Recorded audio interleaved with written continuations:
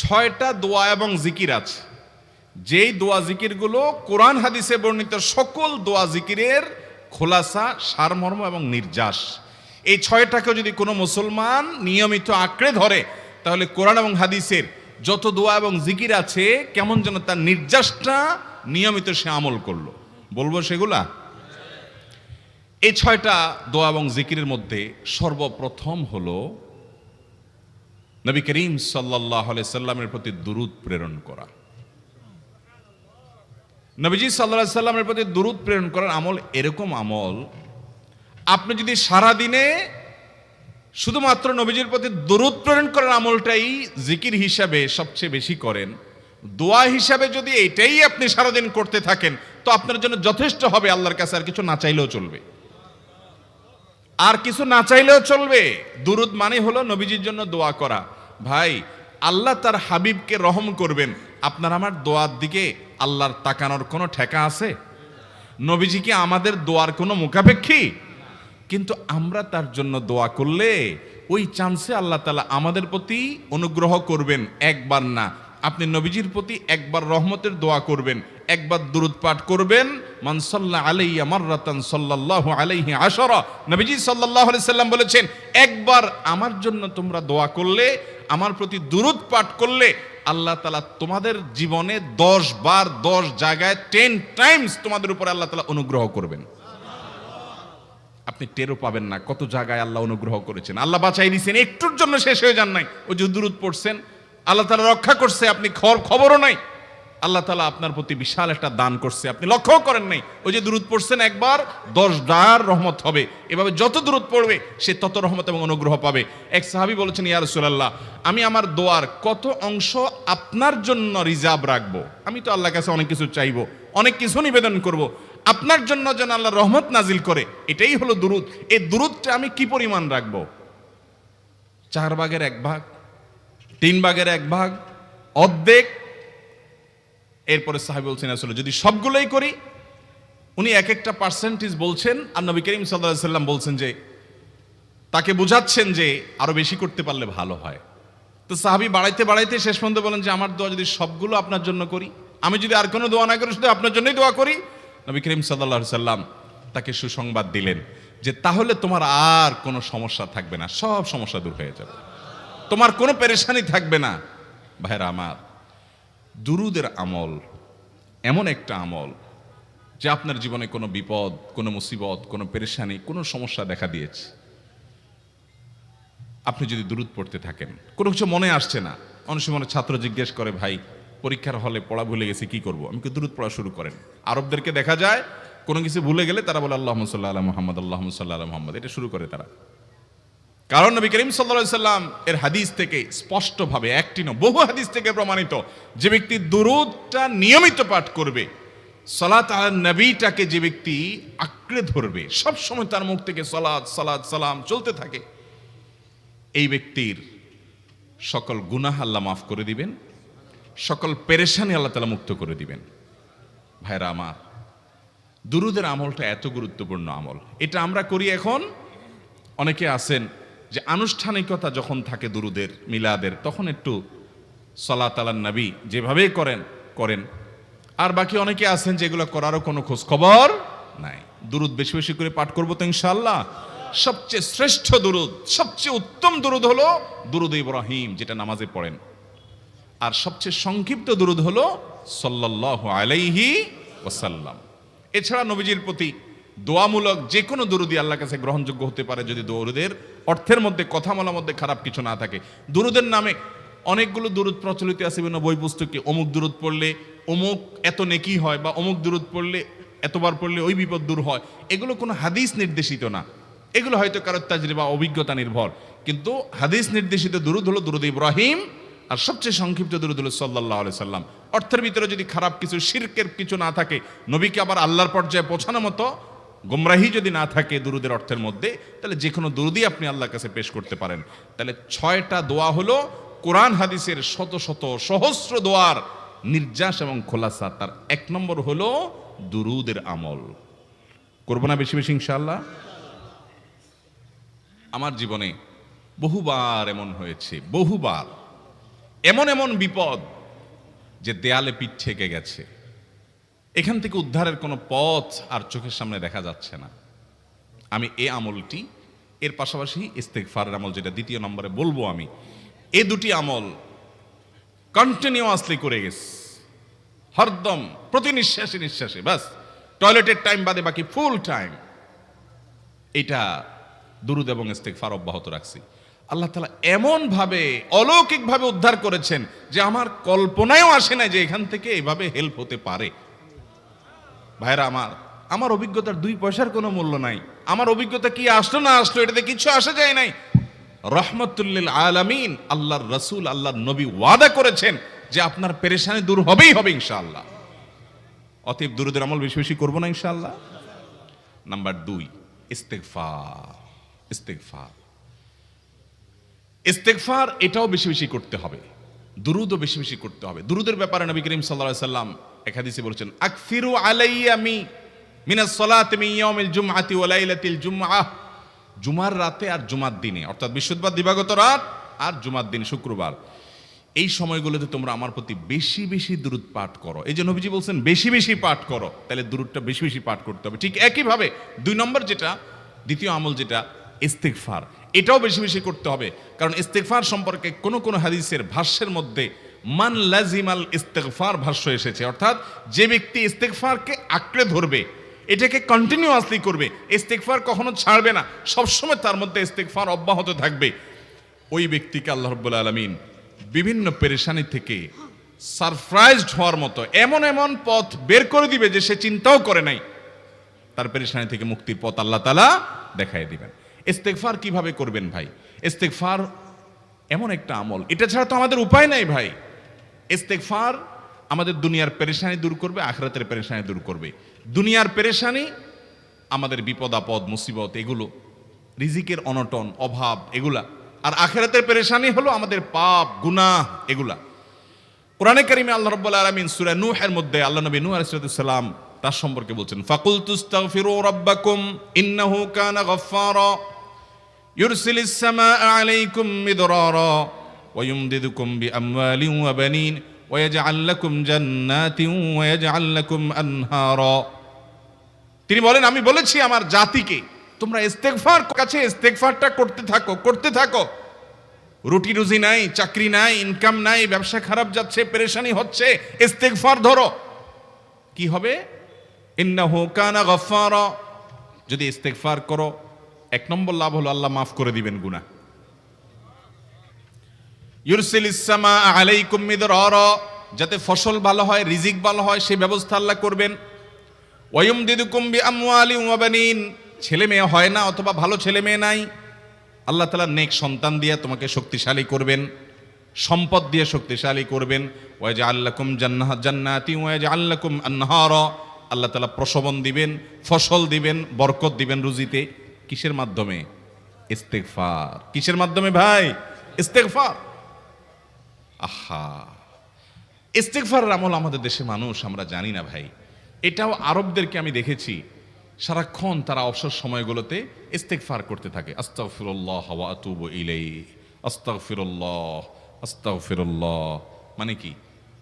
আল্লাহর কাছে আমি ক্ষমা প্রার্থনা করি, আল্লাহর কাছে আমি মাপ চাই, আল্লাহর কাছে আমি তওবা করি, আল্লাহর দিকে আমি ধাবিত হই, আল্লাহর কাছে আমি ফিরে যাই, আস্তাগফিরুল্লাহ আস্তাগফিরুল্লাহ। আপনি বসে আছেন নিরিবিলি, ভাইরা আমার, এখন আর নিরিবিলি বলতে কোনো সময় নাই, এখন আর ফ্রি টাইম নাই, এখন আর আমাদের অবসর টাইম নাই। আস্তাগফিরুল্লাহ কখন বলবো? মোবাইল টিপতে টিপতে টিপতে টিপতে, ফেসবুকের নোটিফিকেশন দেখতে দেখতে দেখতে, লাইক কমেন্ট গুনতে গুনতে আমাদের এখন কোনো ফুরসত নাই। বাহিরে তো নাই, টয়লেটে গেলেও তখন আমাদের ব্যস্ততা মোবাইল নিয়ে, ফেসবুক নিয়ে, ঘুমাইতে গেলেও আমাদের ব্যস্ততা। ও ভাই আমার, অথচ আমার হায়াত শেষ হয়ে যাচ্ছে, আমল নামার শূন্য খালি, ফেসবুক টিপাটিপিতে পরিপূর্ণ। আল্লাহর কাছে কি নিয়ে যাবেন? ইস্তেগফার করবেন তো ইনশাআল্লাহ? অবসর সময় ইস্তেগফার করবেন তো ইনশাআল্লাহ? নিরিবিলি আছেন, একাকী আছেন, ইস্তেগফার চালায় দেন। 10 সেকেন্ড টাইম পাইছেন, ইস্তেগফার শুরু করে দেন। ডাক্তারের কাছে গেছেন, ওয়েটিং এ আছেন, বসে আছেন, ইস্তেগফার করতে থাকেন। সিরিয়াল আছেন কোন কাজের, ইস্তেগফার করতে থাকেন। ডিউটিতে যাচ্ছেন, গাড়িতে, বাইসাইকেলে, বাইকে, যে কোনো ভাবে পায়ে হেঁটে ইস্তেগফার করতে থাকেন। যে কোনো অবসরের সময়গুলোকে ইস্তিগফার দিয়ে পরিপূর্ণ করে দেন। ভাইরা আমার, ইস্তিগফার সকল সমস্যার সমাধান। ইস্তিগফারের ভিতরে সবচেয়ে শ্রেষ্ঠ ইস্তিগফার হলো সাইয়্যিদুল ইস্তিগফার। সাইয়্যিদুল ইস্তিগফারটা যদি মুখস্থ না পারেন, অন্তত লিখিত ভার্সনটা পড়েন। সাইয়্যিদুল ইস্তিগফারের যে অর্থ, এটার যে মর্ম, বড় হৃদয়গ্রাহী ভাই, বড় মর্মস্পর্শী। ইমানদার এটার অর্থের দিকে তাকায় যদি পড়ে, তো তার অন্তর না গলে পারে না। আল্লাহুম্মা আনতা রব্বি, হে আল্লাহ আপনি আমার রব, আপনি আমার পালনকর্তা লাগেন। আপনার সাথে আমার এই সম্পর্ক, আমি আপনার গোলাম, আপনি আমার রব, এই সম্পর্কটা আপনার সাথে আছে। আল্লাহুম্মা আনতা রব্বি লা ইলাহা ইল্লা আন্ত, ও আল্লাহ আপনি ছাড়া আমার ইবাদত, আমার গোলামি, আমার দাসত্ব, উপাসনার উপযুক্ত আর কেউ নাই।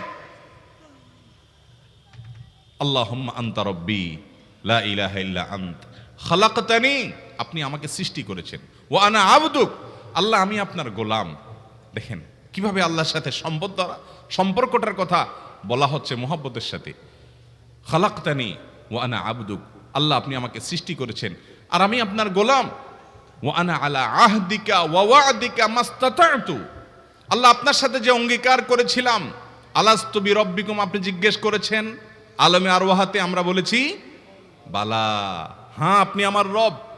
আপনাকে রব হিসাবে স্বীকৃতি দিয়ে আপনার গোলামি করার যে অঙ্গীকার আমরা করেছি, কালিমাতুশ শাহাদা যে আমরা পাঠ করেছি, এই যে আপনার সাথে কৃত অঙ্গীকার, রব হিসাবে স্বীকৃতি দেওয়ার পর, গোলাম হিসাবে মেনে নেওয়ার পর, আমি আপনার যে গোলামি করার কথা ছিল, ওয়া আনা আলা আহদিকা ওয়া ওয়া'দিকা মাস্তাতা'তু, যতটুকু পারছি আমি সে ওয়াদার উপরে থাকার চেষ্টা করছি আল্লাহ। ওয়া আনা আলা আহদিকা ওয়া ওয়া'দিকা মাস্তাতা'ত আবুউ লাকা বিনি'মাতিকা আলাই, আল্লাহ আমি স্বীকার করি আপনি আমার প্রতি অনেক নিয়ামত দিয়েছেন, অনেক নিয়ামত দিয়েছেন, এটা আমি স্বীকার করি। ওয়া আবুউ লাকা বিযামবি, আর আমি এও স্বীকার করি যে আল্লাহ অনেক অপরাধ, অনেক পাপ আমার দ্বারা হয়ে গেছে। ফাগফিরলি, অতএব আপনি আমাকে মাফ করে দেন। ফাইন্নাহু লা ইয়াগফিরুয যুনুবা ইল্লা আনতা, কারণ আপনি ছাড়া আর কেউ গুনাহ ক্ষমা করতে পারবে। ভাইরা আমার, অর্থের দিকে লক্ষ্য করে করে, মর্মটা বুঝে বুঝে একটু সাইয়্যিদুল ইস্তিগফার পড়েন। লেখা দেখে দেখে পড়েন, ইউটিউব থেকে দেখে দেখে পড়েন, কিন্তু পড়েন। আল্লাহুম্মা আনতা রাব্বি লা ইলাহা ইল্লা আন্ত খালাকতানি ওয়া আনা আবদুক ওয়া আনা আলা আহদিকা ওয়া ওয়া'দিকা মাস্তাতা'তু আউযু বিকা মিন শাররি আবুউ লাকা বিনি'মাতিকা আলাইয়া ওয়া আবুউ লাকা বিযামবি ফাগফিরলি ফাইন্নাহু লা ইয়াগফিরুয যুনুবা ইল্লা আনতা। এটা হলো বড় ইস্তিগফার।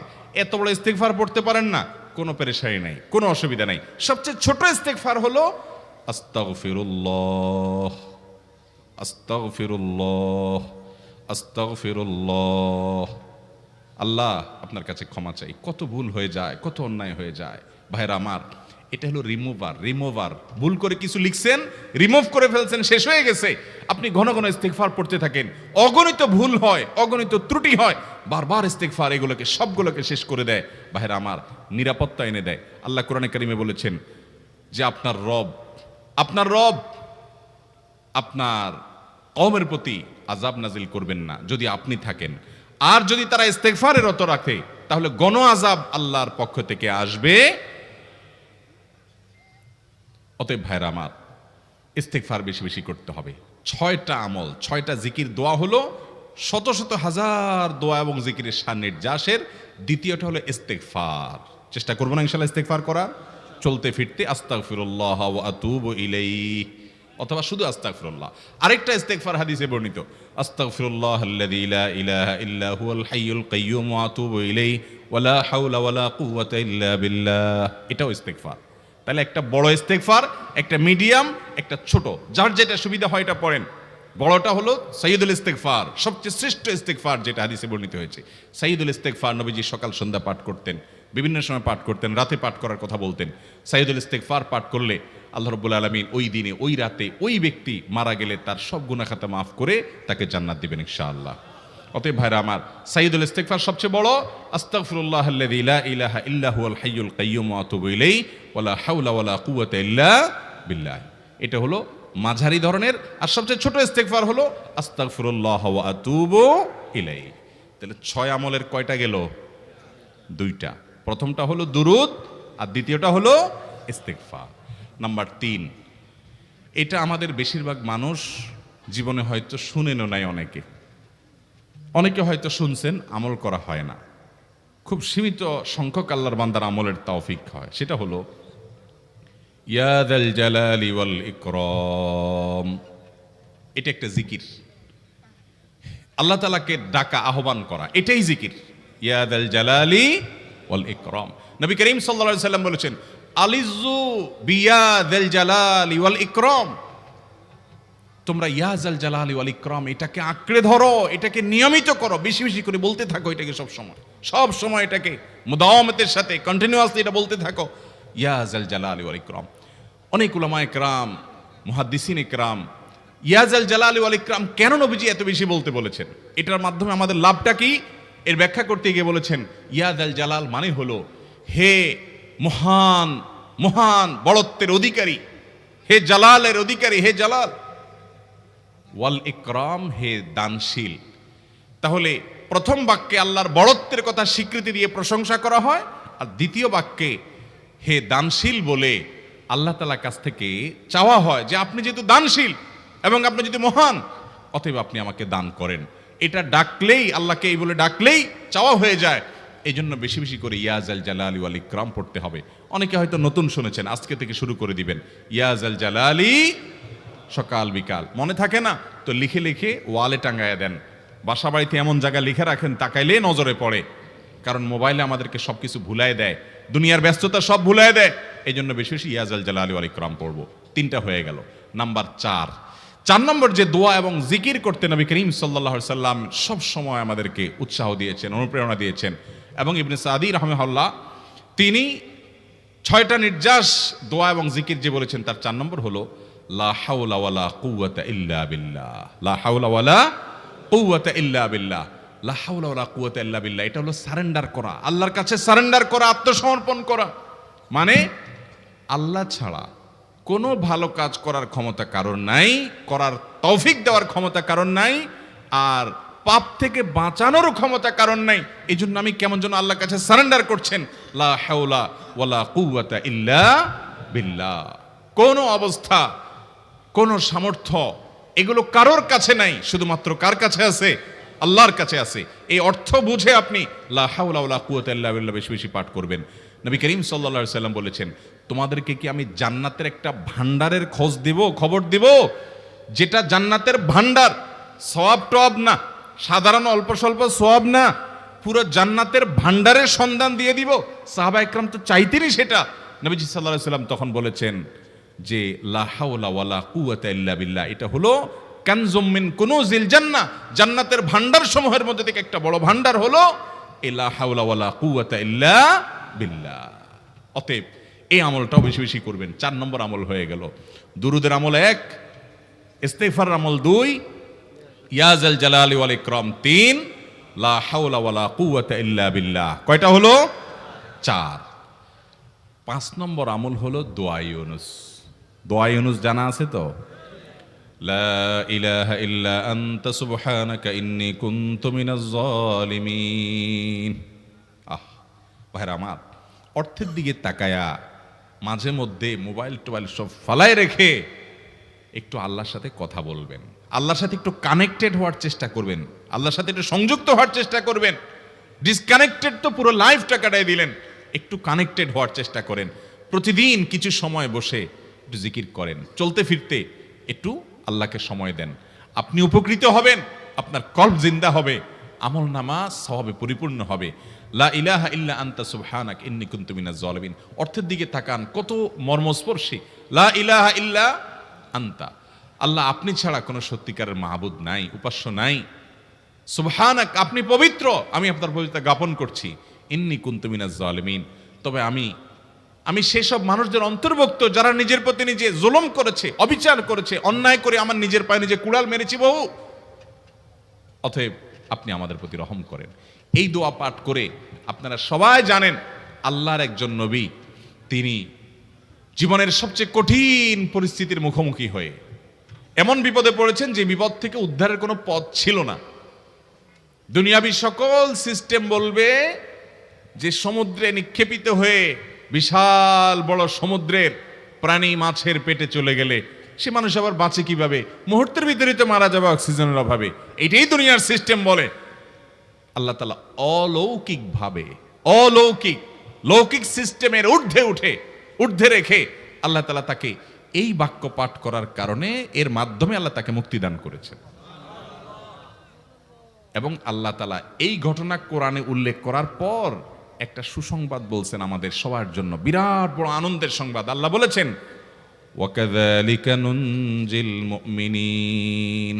এই বাক্য পাঠ করার পর ইউনূস আলাইহিস সালামকে শুধু রক্ষা করেছেন আল্লাহ তাই নয়, আল্লাহ বলেছেন একইভাবে তাকে যেরকম রক্ষা করেছি, এই বাক্য যদি কেউ পড়ার মতো পড়ে, হক আদায় করে পড়ে, মনের গভীর থেকে পড়ে, মর্ম উপলব্ধি করে পড়ে, নিয়মিত পড়ে, ওয়াকাযালিকা নুনজিল মুমিনিন, ঈমানদারদেরকে আমি রক্ষা করে দেব এভাবে। আরো শুনবেন, আমাদের প্রিয় নবী সাল্লাল্লাহু আলাইহি ওয়াসাল্লাম বলেছেন, তোমরা আমার ভাই ইউনূস ইবনে মাত্তা যে দোয়া করেছে, ওই দোয়াটাকে তোমরা আঁকড়ে ধরবা, যে কোনো বিপদে আপদে মুসিবতে আল্লাহর কাছে চাইবা। ভাইরা আমার, আমরা বিপদ আপদে পড়লে হুজুরদের কাছে চলে যাই দোয়ার জন্য, অনেকে মাজারে চলে যায়, সেখানে মানত করে, টাকা পয়সা দেয় বিপদ উদ্ধার করার জন্য। কপাল পোড়া জানে না ও কার গোলাম, ও আরশে আজিমের মালিকের গোলাম, তার সাথে ডাইরেক্ট কানেক্টেড হওয়ার সুযোগ আছে, শুধু ইউজ করলেই হয়, সুইচ দিলেই হয়। কপাল পোড়া জানে না, ডানে বামে গিয়ে নিজের আমল বরবাদ করে, ঈমান বরবাদ করে, তাওহীদ নষ্ট করে। ভাইরা আমার, তাহলে যে কোনো সমস্যা ফিল করি অথবা স্বাভাবিক অবস্থাতে দোয়া ইউনূস পাঠ করব, লা ইলাহা ইল্লা আনতা সুবহানাকা ইন্নী কুনতু মিনাজ জালিমিন। ভাইরা আমার, দুনিয়ার মানুষের কাছে আপনি অপরাধী এটা বললে খারাপ লাগে। আপনি একটা অফিসে চাকরি করেন, দুর্নীতি করে চুরি করে ধরা পড়ছেন, বসের কাছে যায় মাপ চাইছেন, স্যার ভুল হয়ে গেছে, আর কখনো করব না, লোভে পড়ে করে ফেলছি, বিপদে পড়ছিলাম, টাকা টানছিল স্যার, আর কোনোদিন করব না, মাফ করে দেন স্যার, চাকরিটা রাখেন স্যার। আপনি মাপ চাইলেন, লজ্জিত হলেন, চোখের পানি ফেললেন, পাও ধরে মাপ চাইলেন, ছোট হলেন। এই ছোট হওয়ার পরে আপনার চাকরি যদি টিকেও যায়, বস যদি আপনাকে মাফ করেও দেন, তারপরেও কি আপনার কাছে ভালো লাগবে? না এত বড় একটা অঘটন ঘটলো, ছোট হলেন, সবার সামনে লজ্জিত হলেন, অনুতপ্ত হলেন, ধরা পড়লেন, মাপ চাইতে হলো, এজন্য আপনার খারাপ লাগবে না? কিরকম খারাপ লাগবে? এত খারাপ লাগে অনেকে সহ্য করতে পারে না, গুনাহের দিকে চলে যায়, আত্মহত্যা পর্যন্ত করে ফেলে, এই বেইজ্জতি সহ্য করতে পারে না। ঠিক না বে ঠিক? মানুষের কাছে মাপ চাইলে, মানুষের কাছে ছোট হলে মানুষের কষ্ট হয়। অদ্ভুত! আরশে আজিমের মালিকের কাছে সেজদায় পড়ে চোখের পানি ফেলে যদি স্বীকার করেন, ও মালিক, নামাজ পড়ি নাই, বড় জুলুম করেছি, কাবিরা গুনাহ করেছি, ও মালিক, হারাম জিনিস দেখে ফেলেছি, খারাপ জিনিস শুনে ফেলেছি, পাপ করেছি, অপরাধ করেছি, মালিক, জাহান্নামের যে বিবরণ হাদিসে আসছে, এটা সহ্য করার ক্ষমতা আমার নাই, আপনি আমাকে মাফ করে দেন। এইভাবে যদি আল্লাহর কাছে একটু চোখের পানি ফেলে দোয়া করেন, একটু দোয়া করে দেখেন, আল্লাহর শপথ করে বলছি, আপনার জীবনে সবচেয়ে আনন্দের মুহূর্ত হবে তখন, যেদিন এরকম দোয়া করতে পেরেছেন, চোখের পানি ফেলতে পেরেছেন। দুনিয়ার মানুষের কাছে ছোট হলে মানুষের মনটা সংকীর্ণ হয়, ছোট হয়, মানুষ অপমান বোধ করে, খারাপ লাগে। মালিকের কাছে যদি কেউ মাপ চায়, চোখের পানি ফেলে, ইস্তেগফার করে, ছোট হয়, তাহলে তার অন্তরে আরো আনন্দ অনুভব হয়। সালহাতু সঙ্গে বুদি দিল খরাশ, আজমোদে এক জামানা খাকে বাস। পাথর হয়ে বহুকাল ছিলে ভাই, কিছু কালের জন্য একটু মাটি হও, আসো, একটু মাটি হয়ে দেখো। পাথর হয়ে তুমি যতটা আনন্দিত হয়েছো, পুলকিত হয়েছো, পরিতৃপ্ত হয়েছো, আরশে আজিমের মালিকের শপথ করে বলছি, আল্লাহর কাছে মাটি হয়ে, ছোট হয়ে, তুচ্ছ হয়ে, অপমানিত হয়ে, ক্ষমা চেয়ে, ইস্তেগফার করে তুমি যখন লা ইলাহা ইল্লা আনতা সুবহানাকা ইন্নী কুনতু মিনাজ জালিমিন, নিজে পাপ করেছো এটা স্বীকার যখন করবে, তখন আল্লাহ তাআলা শুধু মাফ করবেন না, তোমাকে ঈমানের স্বাদ দিবেন, তুমি সাথে সাথে অন্তরে সেটা অনুভব করবা। ভাইরা আমার, আল্লাহর দিকে ধাবিত হব তো ইনশাআল্লাহ? গুনাহের, পাপের, অপরাধের পথ ছেড়ে আসবো তো ইনশাআল্লাহ? লা ইলাহা ইল্লা আনতা সুবহানাকা ইন্নী কুনতু মিনাজ জালিমিন। কোরআন হাদিসের নির্যাসের 5 নম্বর আমল দোয়া ইউনুস। নবীজি সাল্লাল্লাহু আলাইহি সাল্লাম বলেছেন, আমার ভাই ইউনুস আলাইহিস সালাম তিনি আল্লাহর কাছে এটা পড়ে যেরকম বিপদ থেকে রক্ষা পেয়ে গেছেন, তোমরা আমার ভাই ইউনুস আলাইহিস সালামের দোয়াটা বেশি বেশি পড়বা, ওইটাকে তোমরা আঁকড়ে ধরবা, তোমাদেরকে আল্লাহ তাআলা উদ্ধার করবেন। আল্লাহ কোরআনে ওয়াদা করেছেন, ওয়া কাযালিকা নুনজিল মুমিনিন, এভাবে আমি ঈমানদারদেরকে রক্ষা করব। অতএব ভাইরা আমার, বিপদ আপদে ওই মাজারে দৌড় দিবেন না, হুজুরের কাছে দোয়া চান, এটাতে দোষের কিছু নাই, কিন্তু সবকিছুর আগে আপনি নিজে নিজের মালিকের কাছে চান। আমরা অনেকে দোয়া করি না, কেন করি না? আমরা মনে করি যাই রে, আমি এত গুনাহগার মানুষ, আমার দোয়া কবুল হবে, এই জন্য হুজুরের কাছেই শুধু যায়, যে হুজুর যদি কিছু বলে দেয়। আল্লাহর কাছে ডাইরেক্ট চাইলে যে পাওয়া যাবে, এটা অনেক মুসলমান বিশ্বাস করে না, ভালো করে জানে না। ভাইরা আমার, আল্লাহ কোরআনে বলেছেন, উদউনি আস্তাজিব লাকুম, তোমরা আমার কাছে দোয়া করো, আমি কবুল করব, ওয়াদা করেছেন আল্লাহ তাআলা। আমার রব কি ওয়াদার খেলাফ করে? আমাদের রব ওয়াদার খেলাফ করে? ইন্নাহু লা ইউখলিফুল মিআদ, তিনি ওয়াদার খেলাফ করেন না। তিনি বলেছেন তোমরা দোয়া করো, হালাল বক্ষণ থাকে, যদি হালাল উপার্জন যদি থাকে, শরীরে যদি হারাম যদি না থাকে, শর্ত আদায় করে দোয়া যদি করেন, দোয়া করে আবার হুলস্থুল যদি না করেন, তাড়াহুড়ো যদি না করেন, দোয়া করে আল্লাহর কাছে দরখাস্ত জমা দিয়ে দেন, দুরূদ পাঠ করেন, শর্ত আদায় করে দোয়া করেন, আপনি যত অপরাধী হন, যত গুনাহগার হন, যত পাপিষ্ঠ হন, আল্লাহ আপনার দোয়া কবুল করবে। আচ্ছা ভাই, আমরা যত খারাপ হই, আপনি নামাজ পড়েন না, আপনি ফিল্ম দেখেন, আপনি হারাম জিনিস দেখেন, আপনি অনেক খারাপ কাজ করেন, গালিগালাজ করেন, মানুষের হক মারেন, যত খারাপ আপনি হন, আপনি ইবলিসের চেয়ে বেশি খারাপ হতে পারবেন? ইবলিসের চেয়ে বেশি খারাপ হওয়ার সুযোগ আছে? খারাপের বাপ সে, তার মতো খারাপ তো আপনি চাইলেও হতে পারবেন না, ঠিক না ভাই? ঠিক। আচ্ছা, এই ইবলিস আল্লাহর কাছে দোয়া করছে কখন? এমন সময় যখন আল্লাহ তাকে নির্দেশ করছে সিজদা করো, আদমের সম্মানে। সেই নির্দেশ সে লঙ্ঘন করেছে, ডাইরেক্ট আল্লাহর সামনে সরাসরি লঙ্ঘন, সরাসরি বিদ্রোহ। আপনার সামনে আপনার ছেলে, আপনার কর্মচারী, আপনার কাজের লোক ডাইরেক্ট যদি একটা জিনিস বলে পারবো না, কি পরিমাণ মেজাজ আপনার গরম হবে চিন্তা করেন। অথচ আপনিও মানুষ, সেও মানুষ, আর আল্লাহ হলেন সৃষ্টিকর্তা, এ হলো সৃষ্টি। সে যুক্তি দেখায়, খালাকতানি মিন নার ওয়া খালাকতাহু মিন তিন, আমারে আগুন থেকে তৈরি করছেন, তারে মাটি থেকে তৈরি করছেন, আমি কেন তারে সিজদা করব? তর্ক যুক্তি হাজির করে আল্লাহর নির্দেশকে আল্লাহর সামনে লঙ্ঘন করেছে। কত ডেঞ্জারাস সিচুয়েশন বুঝেন, কি পরিমাণ রাগ আল্লাহ রাব্বুল আলামিন হওয়ার কথা। তার তো গুণবাচক নাম শুধু রহমান রহিম না, তার গুণবাচক নাম আছে কি? কাহার, জব্বার। তো আল্লাহ রাব্বুল আলামিনের এই গুণবাচক নামও তো আছে। তিনি তো প্রচন্ড রকমের কাহারের অধিকারী।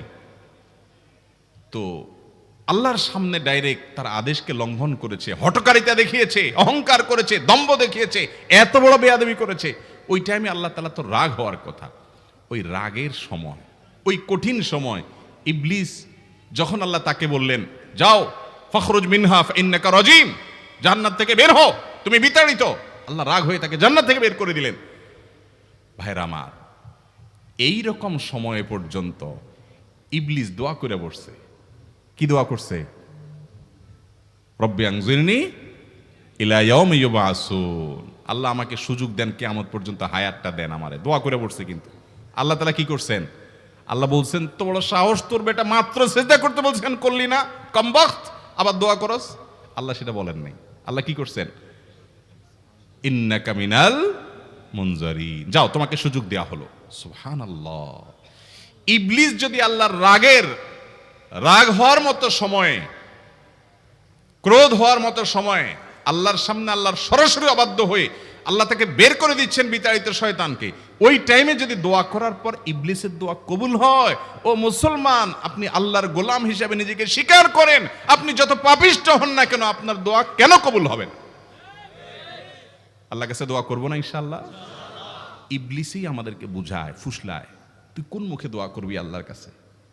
তোর নামাজের ঠিক নাই, তোর ইবাদতের ঠিক নাই, এত আকাম কুকাম করস ফেসবুকে, ইউটিউবে, তোর মতো 2 নম্বর একটা মানুষ, কোন মুখে আল্লাহর কাছে দোয়া করবি? থাক, দোয়া করিস না, আমি কেমনে এই মুখ নিয়ে দোয়া করবি? এটা যখন আপনার মনের ভিতরে আসে, তখন বুঝবেন যে মিস্টার ইবলিস অ্যাক্টিভ হয়ে গেছে আপনার শরীরে। কথা কি বুঝাতে পারছি? আল্লাহর কাছে দোয়া করবেন তো ইনশাআল্লাহ। এই 6টা দোয়া জিকিরের 5 নম্বর দোয়া ইউনুস, অর্থ সহকারে বুঝে বুঝে আল্লাহর কাছে চাইবেন এবং দোয়া করবেন। 6 নম্বর হলো সুবহানাল্লাহ, আলহামদুলিল্লাহ, লা ইলাহা ইল্লাল্লাহ, আল্লাহু আকবার। এই বাক্যগুলো দেখবেন ঘুরে ফিরে নবী করিম সাল্লাল্লাহু আলাইহি ওয়াসাল্লাম সারাদিন পড়তেন। 5 ওয়াক্ত নামাজের পরে 33 বার দেখবেন। আবার দেখবেন সকাল সন্ধ্যায় সুবহানাল্লাহি ওয়া বিহামদি 100 বার, সুবহানাল্লাহি ওয়াল হামদুলিল্লাহি আল্লাহু আকবার 100 বার। আবার এগুলো মাঝে মধ্যে 10 বার, রাতের শোয়ার সময় 33, 34 বার। বিভিন্ন সময় দেখবেন ঘুরে ফিরে এই সুবহানাল্লাহ, আলহামদুলিল্লাহ, লা ইলাহা ইল্লাল্লাহ, আল্লাহু আকবার, এগুলো একটা মিজানের পাল্লাকে পরিপূর্ণ করে দেয়। কোনোটা আসমান এবং জমিনের মধ্যবর্তী জায়গায় সওয়াব দিয়ে পরিপূর্ণ করে দেয়। এত বেশি ফজিলতপূর্ণ জিকির। এই জন্য পুরো কোরআন হাদিসের দোয়া এবং জিকিরের নির্যাসের শেষ এবং 6 নম্বর হলো বেশি বেশি করে দিন রাত 24 ঘন্টা যখন সুযোগ পাবেন, যেখানে যেখানে হাদিসে যে সংখ্যা বলা আছে ওটাতে করবেনই, ওর বাইরেও বেশি বেশি করে সুবহানাল্লাহ, আলহামদুলিল্লাহ, লা ইলাহা ইল্লাল্লাহ, আল্লাহু আকবার বেশি বেশি করব না ইনশাআল্লাহ। আবার বলছি, পুরো কোরআন হাদিসের দোয়া এবং জিকিরের নির্যাস 6টির একটি হলো, এটি ইবনে সাঈদী রাহিমাহুল্লাহর গবেষণা, তার গবেষণার আলোকে তিনি এটা পেশ করেছেন। এটি আবার কোন হাদিস থেকে নির্যাস বের করে দেওয়া হয়েছে সে নয়, এটা একজন মুফাসসিরের গবেষণা। তিনি বলেছেন কোরআন হাদিসে যত দোয়া বলা হয়েছে সবগুলার মর্ম কথা এর মধ্যে চলে আসে। তাছাড়া নবী সাল্লাল্লাহু আলাইহি সাল্লাম এবং কোরআনে এইগুলাকে বেশি বেশি করতে বলেছেন। আলিজ্জু, আকফিরু, মান লাজিমা, এই শব্দগুলো ব্যবহার করা হয়েছে। এই জন্য এগুলো বেশি বেশি করে করতে হবে। এই যে শেষেরটা নবী সাল্লাল্লাহু আলাইহি ওয়াসাল্লাম সবসময় বিভিন্ন জায়গায় করতেন। আবারও বলছি, নাম্বার 1 দুরুদ, নাম্বার 2 ইস্তিগফার, নাম্বার 3 ইয়া যাল জালালি ওয়াল ইকরাম, নাম্বার 4 লা হাওলা ওয়ালা কুওয়াতা ইল্লা বিল্লাহ, জান্নাতের ভান্ডার এটা। নাম্বার 5 লা ইলাহা ইল্লা আনতা সুবহানাকা ইন্নী কুনতু মিনাজ জালিমিন, বিপদ না আসলেও স্বাভাবিক অবস্থায় পড়বেন। নাম্বার 6 সুবহানাল্লাহি ওয়াল হামদুলিল্লাহি ওয়া লা ইলাহা ইল্লাল্লাহু আল্লাহু আকবার। নিয়মিত করব তো ইনশাআল্লাহ। আল্লাহ আমাকে আপনাকে আমাদের সবাইকে আমল করার তৌফিক দান করুন, সব সময় জিকিরের মধ্যে থাকার তৌফিক দান করুন। জাযাকুমুল্লাহু খায়রা ওয়া আখিরু দাওয়ানা আলহামদুলিল্লাহি রাব্বিল আলামিন।